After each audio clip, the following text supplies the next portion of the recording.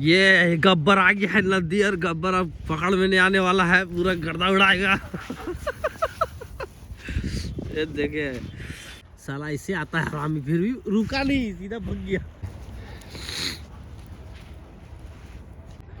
ज्यादा देर नहीं, आधा घंटा खिलाएंगे इसको, आधा घंटा बाद फिर ले जाएंगे इसको। आते हैं, आने नहीं खोज रहा था अभी साला पकड़ना नहीं खोज रहा है, घर नहीं जाने खोज रहा है। अब साला गाड़ी में चढ़ाना फिर प्रॉब्लम इसका है सबसे बड़ा।